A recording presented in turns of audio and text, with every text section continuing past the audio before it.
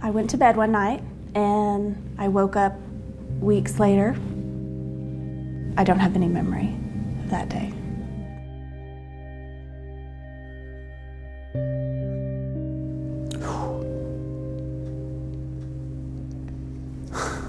It was a scary day.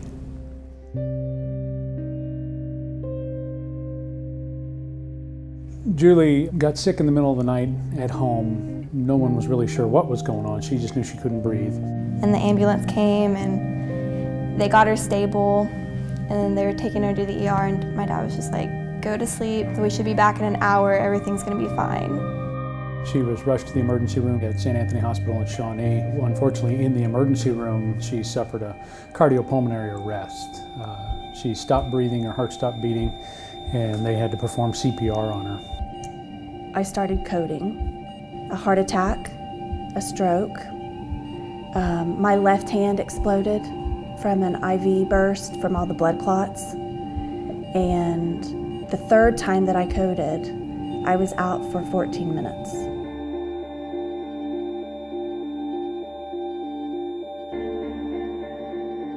We couldn't leave. The physicians couldn't leave. It went on and on and on. At some points you begin to lose hope and it just kind of goes to faith. And there was a lot of prayer going into that day because she's so young. And you see these three beautiful children who stand there and a husband who just has that yearning desire in their eyes that they don't want to let her go. And they kept telling my family that, you know, if she codes again, there's no way that she's gonna live. You guys need to go in and say goodbye. And nobody would. They said, no, she's gonna live. After several rounds of CPR and of course being placed on a ventilator, she became a little bit more stable. However, her prognosis was very poor by the next day. It was devastating for me, and I know everyone in Shawnee and everyone who knew her when we heard the news that Julie had gotten sick and was indeed in the ICU. The great thing about Shawnee is that a lot of the people that worked on me and saved my life, I knew very well. We were best friends, or we went to high school together, our kids were friends, and you know, so it was very, very personal for them. Julie's one of those people that everybody really loves. She's one of those people that's just full of life. Well, I don't think we realized how many people really cared for us and were there for us until all this happened. And we just walked outside and there was like hundreds of people just in the waiting room and in all the hallways like surrounding the hospital. We have never had that many people here in our hospital for one person. You know, they'd come every day and just wait for me to wake up. Julie's extra special to our family.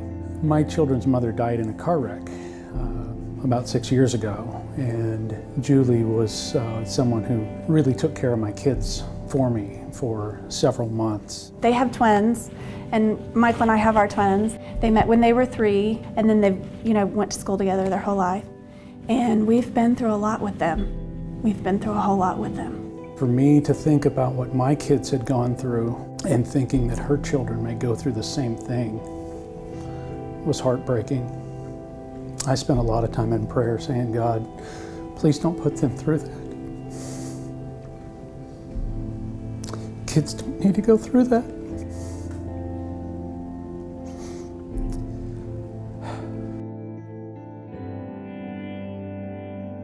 We struggled to keep her stable.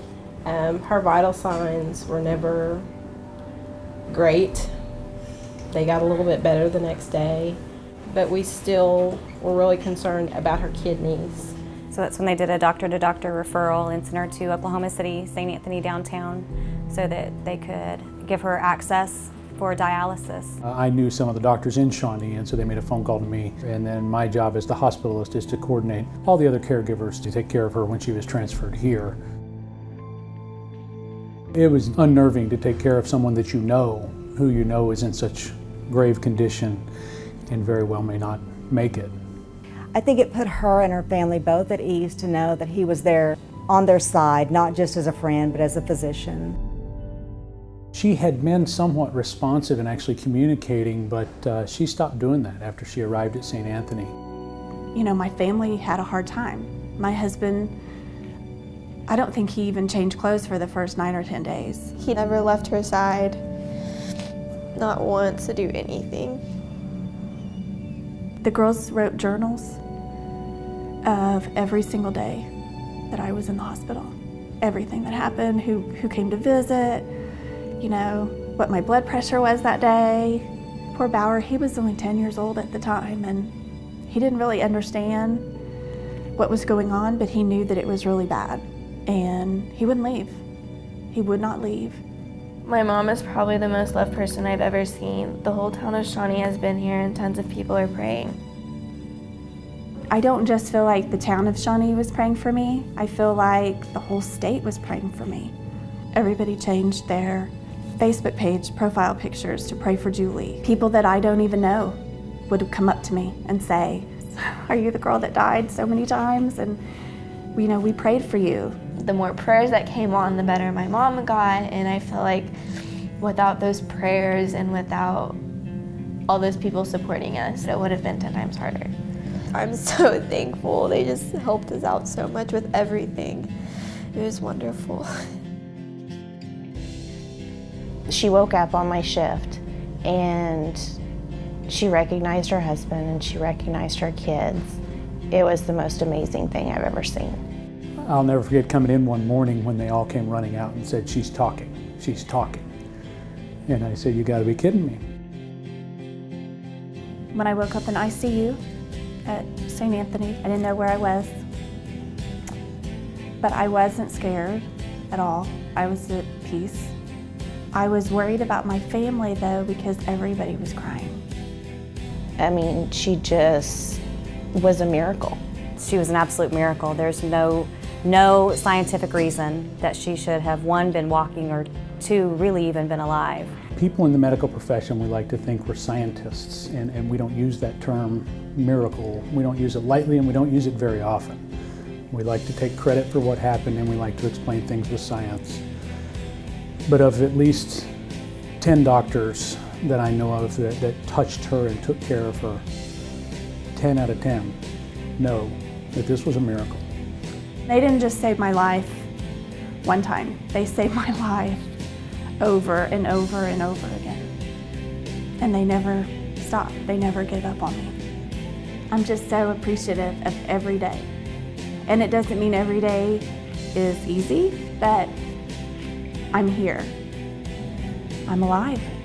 We don't see people have a cardiac arrest and be completely gone for over an hour and spend a night on 3 different medicines to keep your blood pressure up in a range that is barely enough to keep someone alive.